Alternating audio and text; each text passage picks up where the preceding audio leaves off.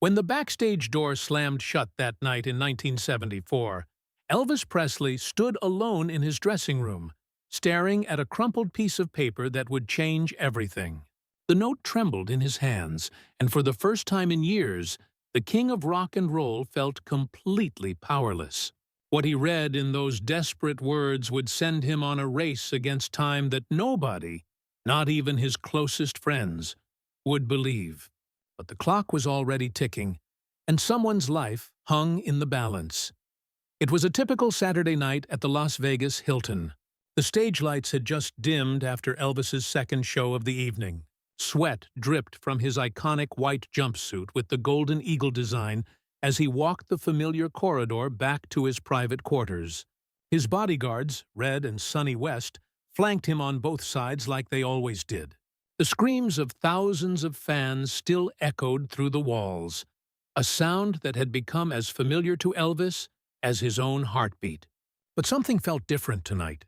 There was a heaviness in the air that even the adrenaline of performance couldn't shake. The show had been good. Great, even. He'd hit every note perfectly, moved across the stage with the energy of a man half his age, and connected with the crowd in that magical way only Elvis could. But as soon as the final bow was done, as soon as the curtain fell and the roar of applause faded, that familiar emptiness crept back in. The loneliness that fame could never cure. "Boss, you okay?" Red asked, noticing Elvis had stopped walking mid-stride. Elvis didn't answer immediately. His eyes were fixed on something on the floor near his dressing room door. A white envelope. Nothing unusual about that. Fans left letters everywhere, slipped them under doors, handed them to security, threw them on stage during performances. But this one was different. It wasn't decorated with hearts or lipstick kisses. It was plain, simple, and somehow desperate. He bent down slowly, his knees protesting after 2 hours of high-energy performance. His fingers touched the envelope, and that's when he noticed his name written in shaky handwriting. "For Elvis. Please read this. It's urgent." The capital letters. The underlined words. The way the pen had pressed so hard it nearly tore through the paper. Elvis had received thousands of fan letters in his career, but something about this one made his chest tighten. He stood up, envelope in hand, and looked at Red. "Give me a minute, will ya?" Red hesitated. "Colonel Parker's waiting. Said something about tomorrow's—" I said, "Give me a minute." Elvis's voice was firm but not angry. Red nodded and stepped back. Inside the dressing room, Elvis closed the door and leaned against it. The room was a mess of flowers, telegrams, and half-eaten room service plates. A bottle of Gatorade sat on the counter, still cold. He walked to the mirror, barely recognizing the man staring back at him. The jumpsuit that once made him feel like a superhero now felt like a costume. The face that millions adored looked tired. So damn tired.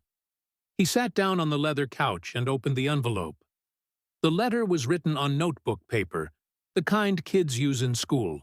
The handwriting was messy, urgent, like someone had written it in a hurry, or through tears. Elvis began to read, "Dear Elvis, my name is Sarah Mitchell. I'm 19 years old and I'm from Reno. I came to your show tonight with my last $50. I know you'll never read this. I know you get millions of letters. But I had to try. I had to tell someone. By the time you read this, I'll probably be gone. I've decided tonight is my last night. I can't do this anymore. The pain is too much. My mom died last year. My dad drinks and doesn't even know I exist. I failed out of college. I lost my job. I have nobody. But tonight, for 2 hours, I forgot all of that. When you sang Can't Help Falling in Love, I cried, not because I was sad, but because for the first time in months, I felt something. I felt alive. I just wanted to thank you for that. For giving me 2 hours of peace before I end it. You saved me tonight, even if it's just for tonight. Thank you, Elvis. You'll never know what you meant to me. Sarah." The letter slipped from Elvis's hands and fell to the floor. He sat frozen, staring at the wall. His heart was pounding so hard, He could hear it in his ears. The room suddenly felt too small, too hot. He stood up, pacing back and forth, running his hands through his sweat-dampened hair. "No, no, no, no, no," he whispered to himself. "Not on my watch. Not tonight." But wait, there was more. He picked up the letter again and turned it over. On the back, written smaller, almost as an afterthought, "I'm staying at the Desert Rose Motel, room 12, if anyone cares." Elvis's hands were shaking now. She'd given him a location, a room number. That meant one of two things. Either she wanted to be found, or she wanted someone to find her body. Either way, he had to move fast. But how much time did he have? The letter could have been written hours ago. She could already be... No. He couldn't think like that. He burst out of the dressing room, startling Red and Sunny, who were waiting in the hallway. "We need to go. Now!" "Go where, boss?" Sunny asked, confused. "Desert Rose Motel, room 12, and we need to move fast." Elvis was already walking, his jumpsuit unzipped at the top, his cape dragging behind him. "Elvis," the colonel said. "I don't give a damn what the colonel said." Elvis spun around, his eyes blazing with an intensity his bodyguards rarely saw. "A girl's life is on the line. We're going. Now, get the car." Red and Sunny exchanged glances, but didn't argue. When Elvis had that look in his eyes, you didn't question him.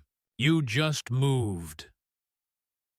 3 minutes later, Elvis was in the back of his black Cadillac, still wearing his white jumpsuit with the golden eagle design.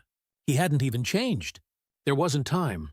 Sunny was driving, weaving through the Las Vegas traffic like a man possessed. Red sat in the passenger seat, occasionally glancing back at Elvis with concern. "Boss, you want to tell us what's going on?" Elvis handed him the letter. Red read it quickly, his expression darkening. "Jesus Christ, how far?" Elvis asked, leaning forward. "Desert Rose is on the east side. 10 minutes, maybe 15 with this traffic." "Make it 5. Sunny pressed the accelerator harder. The Cadillac's engine roared. Ama asıl şok edici olan şey, arabanın içinde kimse henüz bilmiyordu ki bu sadece basit bir kurtarma görevi olmayacaktı. Sarah Mitchell'in o gece, bu belirli gece, neden Elvis'in konserini seçtiğinin gerçek sebebi ortaya çıktığında her şey değişecekti. Elvis stared out the window as the neon lights of Las Vegas blurred past. He thought about all the letters he'd received over the years. Thousands of them. Tens of thousands. Letters from fans saying he'd saved their lives with his music. Letters from soldiers in Vietnam saying his songs kept them going. Letters from kids saying he inspired them to chase their dreams. He'd read some of them, ignored others, let his staff handle most. But this one was different. This one came with a countdown he couldn't ignore. His mind drifted back to a conversation he'd had with his mother, Gladys, years ago, before she died. She told him, "Elvis, God gave you that voice for a reason. Not just to entertain, but to touch souls. Don't ever forget that." He'd carried those words with him through every performance, every recording, every moment in the spotlight. But tonight, those words felt heavier than ever.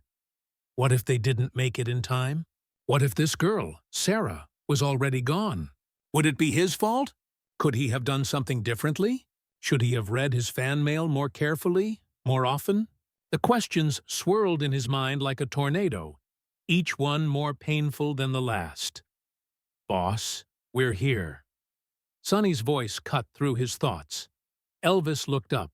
The Desert Rose Motel was exactly what you'd expect from a cheap Vegas motel. Peeling paint, flickering neon sign, cracked parking lot. It was the kind of place people went when they'd run out of options, when they'd hit rock bottom, when they had nowhere else to turn. Room 12 was on the ground floor, second from the end. The light was on. That was either a good sign or a terrible one. Elvis jumped out of the car before it fully stopped. He ran to the door, his cape flying behind him, his boots clicking on the concrete. Red and Sunny scrambled to keep up. "Elvis, wait! Let us—" But Elvis was already pounding on the door. Sarah Mitchell! Open the door!" It's Elvis! Elvis Presley! I got your letter. Please open the door. Nothing. He pounded harder, louder. Sarah, please. I know you're in there. I know you're hurting. But you don't have to do this. Please. Just open the door so we can talk. Still nothing. Red stepped forward. Boss, let me kick it in. But just as Red was about to slam his shoulder into the door, they heard it. A small voice, weak, barely audible. Elvis? Elvis pressed his face close to the door. Yes, it's me. It's really me. Please, open the door. There was a long pause. Then the sound of a chain being unlatched, a deadbolt sliding, the doorknob turning slowly. The door opened just a crack, and there she was, Sarah Mitchell, 19 years old, with long brown hair and red, swollen eyes that had clearly cried an ocean of tears. She was wearing a Grateful Dead t-shirt and jeans. In her right hand, barely visible, was an orange prescription bottle, half empty or half full, depending on how you looked at it. She stared at Elvis like she was seeing a ghost. You came? You actually came? Elvis's voice was gentle now, soft. Yeah, sweetheart. I came. Can I come in? Can we talk? Sarah's lip trembled. Fresh tears spilled down her cheeks. She nodded and stepped back, opening the door wider. Elvis entered the small motel room, followed by Red and Sonny, who hung back near the door. The room was sparse. A bed, a nightstand, a small TV on a dresser. On the nightstand sat the bottle of pills and a glass of water. Next to them, a framed photo of a woman who must have been Sarah's mother. The resemblance was striking, but the most heartbreaking detail was what Elvis saw on the bed. A neat pile of letters, addressed but not stamped, one to her father, one to an old friend, one to her former employer. Goodbye letters. She'd been preparing. İşte tam bu noktada her şey değişti. Because what Elvis noticed next would reveal a connection that stretched back 15 years.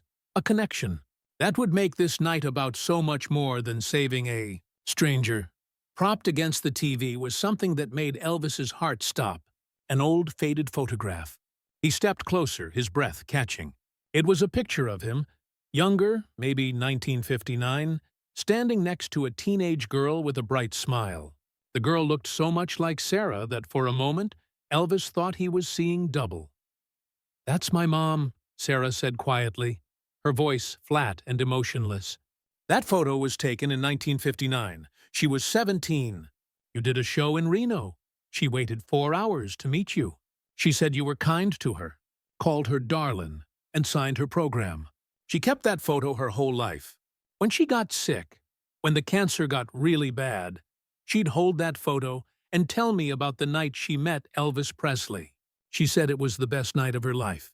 She made me promise that I'd see you perform at least once. So tonight was for her. My last promise to her before I... Elvis felt like he'd been punched in the chest. He remembered that show. Remembered that sweet teenage girl who'd asked him if she'd ever find true love. He'd told her that anyone as beautiful as her would have no trouble finding it. She'd blushed so red, and now her daughter was standing in front of him, holding a bottle of pills and planning to end her life. Sarah, Elvis said, and now his voice cracked with emotion. Come sit with me, please. Sarah hesitated, then slowly walked to the bed and sat down. Elvis sat next to her, close enough to reach out but not crowding her. He needed to choose his words carefully. This wasn't just about one life anymore. This was about honoring a promise made by a dying mother. This was about a connection that had survived 15 years. Do you know why I do what I do? Elvis asked softly. Why I get up on that stage every night? Sarah shook her head.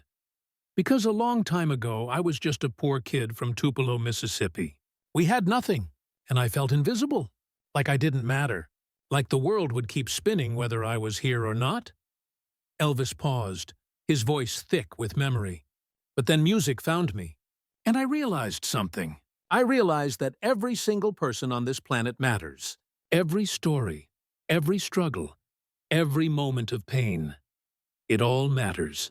Your mother mattered, Sarah. She mattered so much that I remembered her 15 years later. And you matter too. You matter more than you know. Sarah was sobbing now, her whole body shaking. But I don't. I don't have anything left. I don't have anyone.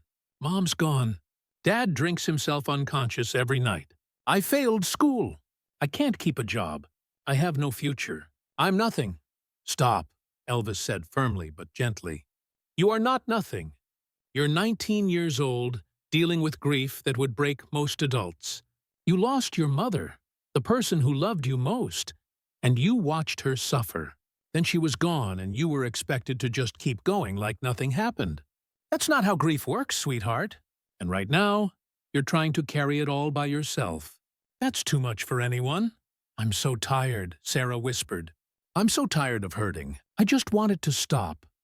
I know, Elvis said. And tears were streaming down his face now, too. God, I know. I lost my mama in 1958. Best person I ever knew. When she died, I thought I'd die too. The pain was so bad I couldn't breathe.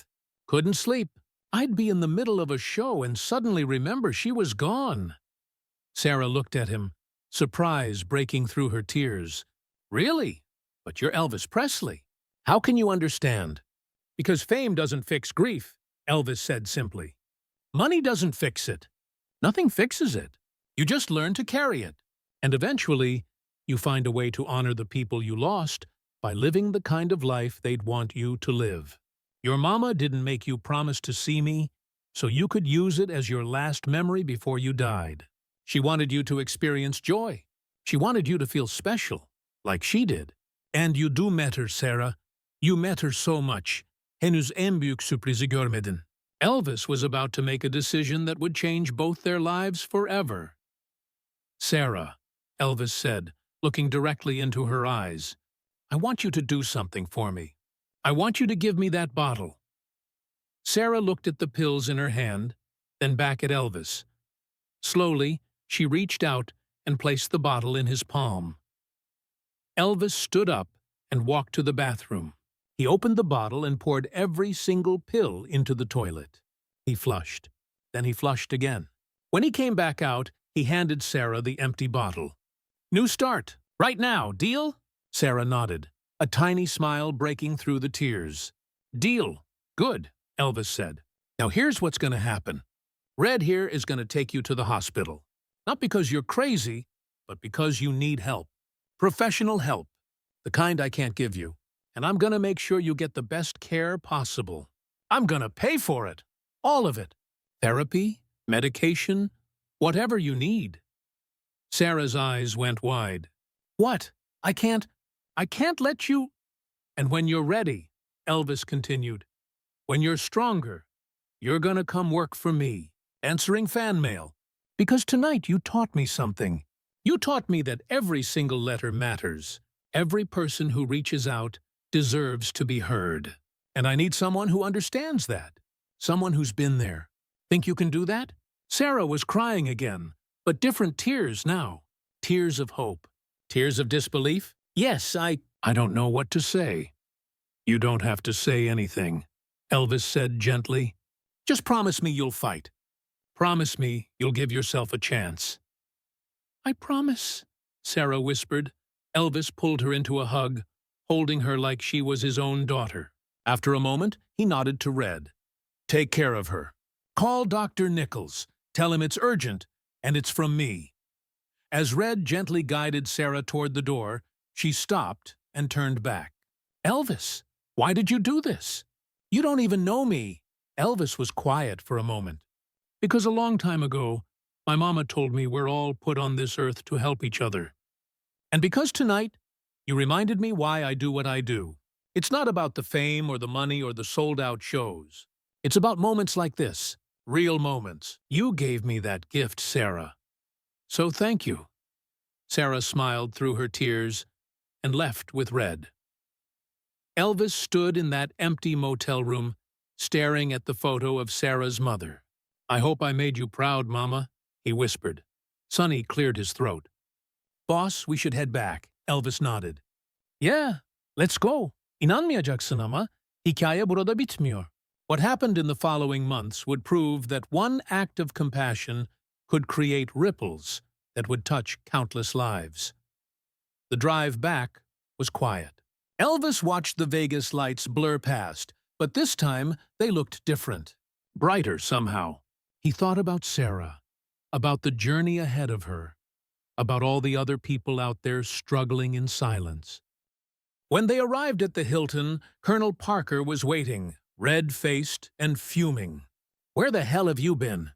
Elvis walked past him without a word and into his suite. He closed the door and smiled. For the first time in years, he felt like the Elvis his mother raised. The next morning, Elvis called Dr. Nichols personally. Sarah was stable, resting, and had agreed to treatment. She had a long road ahead, but she was willing to walk it. 3 months later, Sarah Mitchell stood in Elvis's office at Graceland. She looked different, healthier, stronger, more alive. Her eyes had light in them again. She was holding a stack of fan letters, smiling as she sorted through them. Elvis walked in carrying 2 cups of coffee. "How's it going?" "Good," Sarah said. "Really good. I've read about 50 letters today, and every single one is from someone who just wants to be heard. Just like I did." "And you're hearing them," Elvis said, handing her a coffee. "That's what matters." Sarah looked up at him, tears in her eyes. "The good kind." "I'm alive because of you." Elvis shook his head. "No, darling. You're alive because of you. I just reminded you that your life was worth fighting for. You did the rest." Şimdi gördüklerin hiçbir şey değildi. Çünkü Sarah'nın hikayesi sadece başlangıçtı. Over the next year, she would personally respond to over 3,000 fan letters. And in those responses, she would save 7 more lives. 7 people who wrote desperate letters like the one she'd written, and who received back not a form letter, but a personal response from someone who understood their pain. Later that evening, as Elvis sat in his living room at Graceland, he pulled out Sarah's original letter from his jacket pocket. He'd kept it, folded carefully as a reminder that fame meant nothing if you couldn't use it to help others. A reminder that sometimes the most important show isn't on a stage in front of thousands. It's in a motel room in front of one person who needs to know. They're not alone. He thought about all the paths that night could have taken. He could have ignored the letter, could have been too tired, too busy, too wrapped up in his own problems. But he didn't. He chose to care. He chose to act. And because of that choice, Sarah Mitchell was alive. She was healing. She was finding purpose. And maybe she'd go on to save someone else one day. That's how it works, Elvis thought. One person helps another, and that person helps another, and on it goes. A chain of compassion stretching across time, connecting us all. He folded the letter and placed it in his desk drawer, next to a photo of his mother. "We're all in this together, Mama," he whispered. "We got to take care of each other." Outside, the Memphis night was warm and quiet. Somewhere in that same city, Sarah Mitchell was sleeping peacefully for the first time in over a year. And somewhere in Las Vegas, another fan was writing another letter, hoping desperately that someone would care enough to read it. Dur bir dakika, budetaya kaçırma. Because what Elvis didn't know that night was that 20 years later, in 1994, Sarah Mitchell would open the first crisis hotline specifically for grieving teenagers, inspired by the night Elvis saved her life. She would go on to help over 10,000 young people through their darkest moments, each one a ripple from that single act of compassion in a Vegas motel room. The world kept spinning. The stage lights kept shining. The music kept playing. But on that night in 1974, Elvis Presley did what he did best. Not singing, not performing. He reminded someone that they mattered. He saved a life, not with his voice, but with his humanity. Because at the end of the day, we're not remembered for how famous we were. We're remembered for how we made people feel, for the lives we touched, for the moments when we chose compassion over convenience, for the times we saw someone drowning and refused to look away. Elvis Presley understood that better than most. And on one unforgettable night in a cheap Vegas motel, he proved it. Not to the world, Not to the critics, not to the colonel, but to one 19-year-old girl who needed a hero. And by being her hero, he became his own hero too. He became the man his mother always knew he could be, the man who used his light not to blind others with his brilliance, but to guide them out of their darkness. That's the night Elvis Presley saved a fan's life. But if you asked Sarah Mitchell, she'd tell you something different. She'd tell you that night, Elvis saved 2 lives, hers and his own. And in doing so, he proved that the greatest performances don't happen under stage lights. They happen in the quiet moments when one human being reaches out to another and says, "You matter. Your life matters. Don't give up." That message echoes still in every crisis hotline Sarah would later create, in every life she would go on to save, in every person who learned from her story that it's okay to ask for help, that it's okay to be vulnerable, that one moment of compassion can change the entire trajectory of a life. Elvis never sought recognition for what he did that night. He never told the press, never used it for publicity. It was just between him, Sarah, Red, Sonny, and God.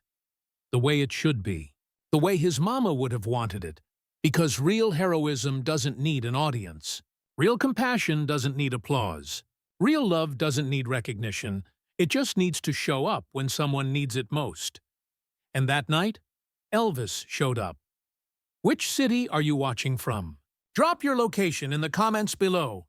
Now we want to hear from you. Have you ever felt invisible like Sarah did? Has music or art ever saved you during your darkest moment? Do you think celebrities have a responsibility to help their fans beyond entertainment? Share your stories and thoughts in the comments. If this story touched your heart, don't forget to like this video and subscribe to our channel for more untold stories of Elvis Presley, the human side of legends, and the moments that prove compassion can change lives. Hit the notification bell so you never miss our next story about the king of rock and roll.